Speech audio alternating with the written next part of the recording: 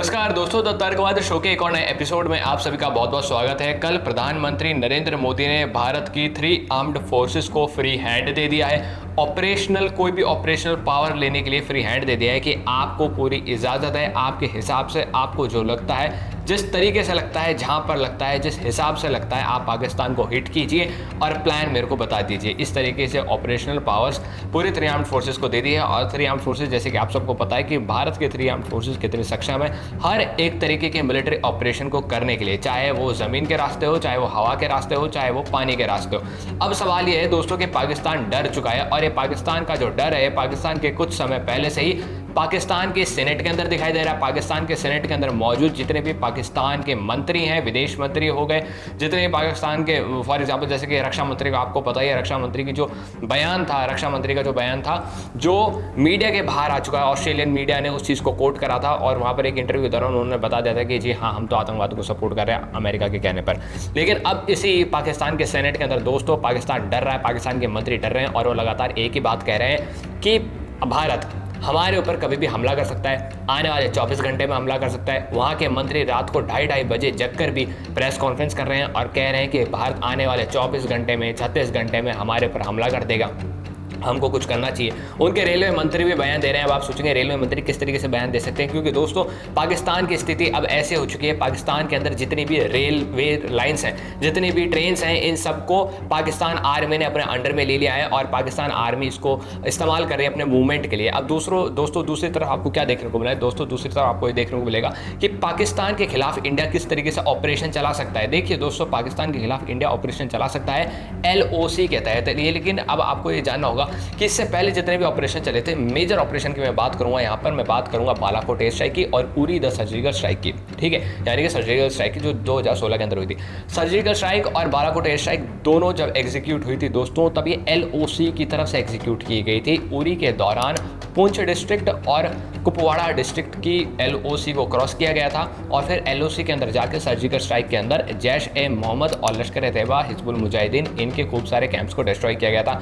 और Balakot air strike के दौरान भी यही चीज़ की गई थी, LOC को क्रॉस किया गया था और बालाकोट जो कि पाकिस्तान के अंदर पड़ता है, वहाँ पर एयर स्ट्राइक कंडक्ट की गई थी। अब दोस्तों पाकिस्तान इसी से ही बौखलाया हुआ है और ये पाकिस्तान की बौखलाहट पहले से ही दिखाई दे गई थी जब पाकिस्तान ने LOC पर फायरिंग तेज़ कर दी। जी हाँ, सीज फायर का उल्लंघन करा और पाकिस्तान ने LOC पर फायरिंग तेज कर दी और इसका कारण यही है कि पाकिस्तान बौखलाया हुआ बैठा है कि दोबारा LOC क्रॉस होगी और हम पर हमला किया जाएगा। लेकिन दोस्तों दूसरी तरफ ये भी देखने को मिलता है कि भारत ने पिछले कुछ समय से डिप्लोमेट्स, भारत के जो डिप्लोमेट्स हैं वो अफगानिस्तान के अंदर जाकर अफगानिस्तान के बड़े बड़े मंत्रियों से मिल रहे हैं। जैसे कि मैंने आपको इससे पहले की एक वीडियो में बताया था कि आमिर खान मुत्तकी जो कि अफगानिस्तान के फॉरेन मिनिस्टर हैं, उनसे मीटिंग हुई है और बताया जा रहा है कि ये जो तहरीक तालिबान प्लस तालिबान का जो ग्रुप है, ये पाकिस्तान की जो वेस्ट साइड है पाकिस्तान का, जहाँ पर खैबर पख्तूनवा लगता है, वहाँ से पाकिस्तान की आर्मी के ऊपर अटैक करते हैं। मैं यहाँ पर बात कर रहा हूँ ड्यूरेंट लाइन की, ड्यूरेंट लाइन जो कि पाकिस्तान और अफगानिस्तान के बीच बॉर्डर शेयर करती है दोस्तों। और यहीं पर ही आपको मैं अच्छे से बताना चाहूँगा कि अफगानिस्तान का इतिहास, अफगानिस्तान के अंदर जो भी सत्ता में रहा है, चाहे वो तालिबान हो, चाहे वो अफगानिस्तान की सरकार हो,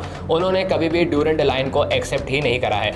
उनका कहना है कि ड्यूरेंट लाइन जैसा कुछ है ही नहीं, पाकिस्तान हमारा हिस्सा एक तरीके से, तो वो भी पाकिस्तान आर्मी पे अटैक करते रहते हैं। अब दोस्तों क्योंकि टेंशन्स इंडियन बॉर्डर के पास बढ़ चुकी है, तो खबरों से ये पता चल रहा है, सोर्सेज से ये पता चल रहा है कि पाकिस्तान की आर्मी अब ड्यूरेंट लाइन को छोड़कर रेड क्लिफ की ओर आ चुकी है, यानी इंडियन बॉर्डर की तरफ आ चुकी है। और अब हो सकता है इसका फ़ायदा उठाएंगे तालिबानी और पीछे की तरफ से हमला करना शुरू कर देंगे। जिस तरीके से मैंने आपको एक बार पहले बताया था कि बलूचिस्तान लिबरेशन आर्मी पाकिस्तान की आर्मी की अलग अलग ठिकानों पर हमला कर रही है। लेकिन अब प्लान वापस से स्टिक होता है कि इंडिया की तरफ से कौन सा ऑपरेशन कंडक्ट किया जाता है, इंडिया की तरफ से क्या ऑपरेशन कंडक्ट किया जाता है, क्या वो डायरेक्ट तरीके से वॉर होगा या फिर स्ट्राइक होगा। तो दोस्तों इंडिया सबसे पहले एक स्ट्राइक ही करेगा, उसके बाद में क्या रिटेलिएशन प्रोसेस होता है, उसके बाद में इंडिया उस चीज़ को अच्छे से देखेगा। लेकिन इस बार ये स्ट्राइक कहाँ से कंडक्ट की जाएगी? LOC से ही कंडक्ट की जाएगी या राजस्थान, पंजाब या गुजरात बॉर्डर्स के तरफ भी टेंशन बिल्ड होंगी?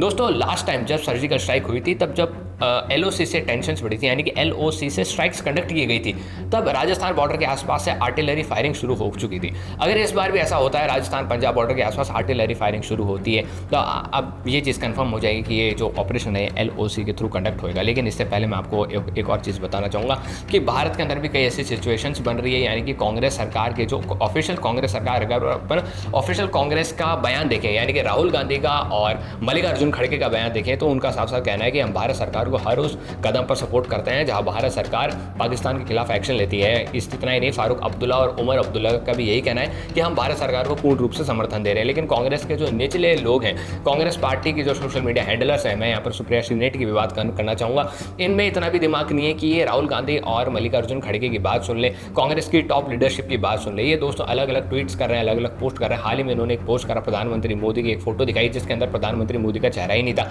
बीजेपी ने इसको मुद्दा बना लिया और बीजेपी ने कहा कि देखिए सर कलम से जो होता है, सर तन से जुदा जो इनका एक नारा होता है, वो मैं बोल भी नहीं पा रहा हूँ, उस चीज़ का किस तरीके से समर्थन कर रही है कांग्रेस सरकार, वो इस चीज़ से कैसे समर्थन कर रहे हैं। और बाद में कांग्रेस ने अपना वो ऑफिशियल ट्वीट भी हटा दिया।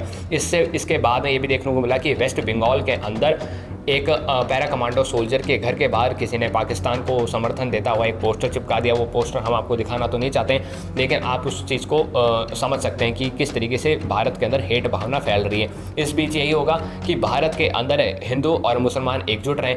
आपने देखा होगा कि भारत के कई विपक्ष के नेता ऐसे हैं जो बार बार सदन बुलाने की बात कर रहे हैं, कह रहे हैं कि सदन बुलाइए।